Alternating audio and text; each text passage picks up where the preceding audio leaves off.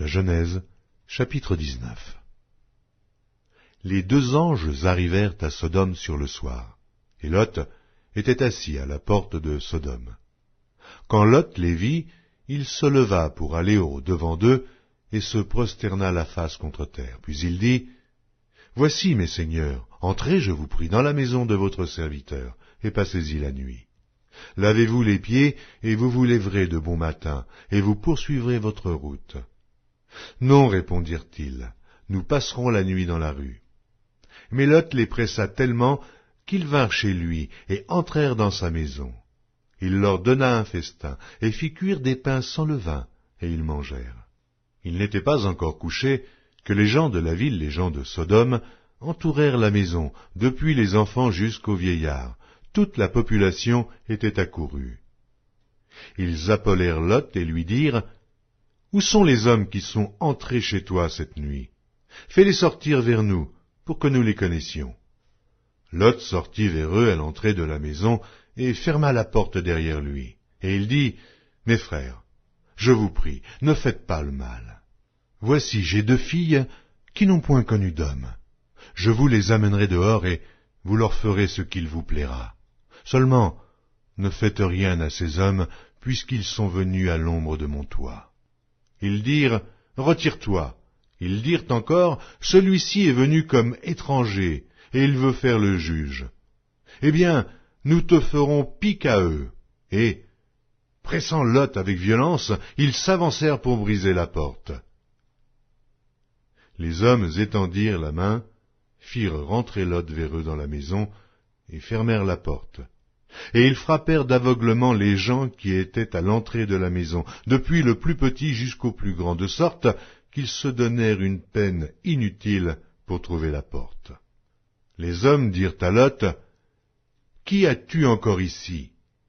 Gendre, fils et filles, et tout ce qui t'appartient dans la ville, fais-les sortir de ce lieu, car nous allons détruire ce lieu, parce que le cri contre ses habitants est grand devant l'Éternel.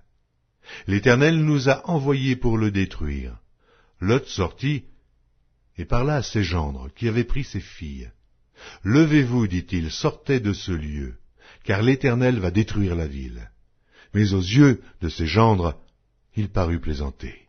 Dès l'aube du jour, les anges insistèrent auprès de Lot en disant, « Lève-toi, prends ta femme et tes deux filles qui se trouvent ici, de peur que tu ne périsses dans la ruine de la ville. » Et comme il tardait, les hommes le saisirent par la main, lui, sa femme et ses deux filles, car l'Éternel voulait l'épargner.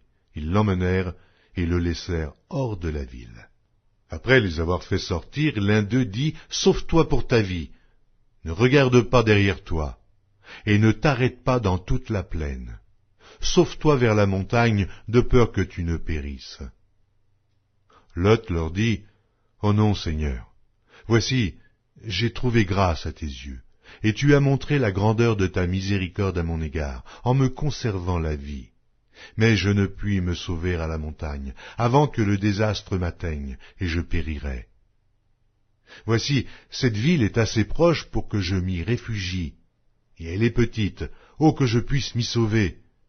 N'est-elle pas petite, et que mon âme vive? » Et il lui dit, « Voici, je t'accorde encore cette grâce, et je ne détruirai pas la ville dont tu parles. Hâte-toi de t'y réfugier, car je ne puis rien faire jusqu'à ce que tu y sois arrivé. C'est pour cela que l'on a donné à cette ville le nom de Tsoar. » Le soleil se levait sur la terre lorsque Lot entra dans Tsoar. Alors l'Éternel fit pleuvoir du ciel sur Sodome et sur Gomorrhe, du soufre et du feu, de par l'Éternel. Il détruisit ces villes, toute la plaine et tous les habitants des villes et les plantes de la terre. La femme de Lot regarda en arrière, et elle devint une statue de sel. Abraham se leva de bon matin pour aller au lieu où il s'était tenu en présence de l'Éternel. Il porta ses regards du côté de Sodome et de Gomorrhe, et sur tout le territoire de la plaine. Et voici, il vit s'élever de la terre une fumée, comme la fumée d'une fournaise. Alors Dieu détruisit les villes de la plaine, et il se souvint d'Abraham. Et il fit échapper Lot du milieu du désastre, par lequel il bouleversa les villes où Lot avait établi sa demeure. Lot quitta Tsoar pour la hauteur, et se fixa sur la montagne avec ses 2 filles, car il craignait de rester à Tsoar. Il habita dans une caverne, lui et ses 2 filles. L'aînée dit à la plus jeune, « Notre père est vieux, et il n'y a point d'homme dans la contrée pour venir vers nous, selon l'usage de tous les pays. Viens, faisons boire du vin à notre père et couchons avec lui, afin que nous conservions la race de notre père. » Elles firent donc boire du vin à leur père cette nuit-là, et l'aînée alla coucher avec son père. Il ne s'aperçut ni quand elle se coucha, ni quand elle se leva. Le lendemain, l'aînée dit à la plus jeune, « Voici, j'ai couché la nuit dernière avec mon père. Faisons-lui boire du vin encore cette nuit, et va coucher avec lui, afin que nous conservions la race de notre père. » Elles firent boire du vin à leur père encore cette nuit-là, et la cadette alla coucher avec lui. Il ne s'aperçut ni quand elle se coucha, ni quand elle se leva. Les 2 filles de Lot devinrent enceintes de leur père. L'aînée enfanta un fils qu'elle appela du nom de Moab.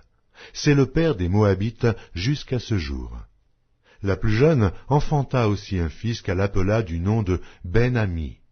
C'est le père des Ammonites jusqu'à ce jour.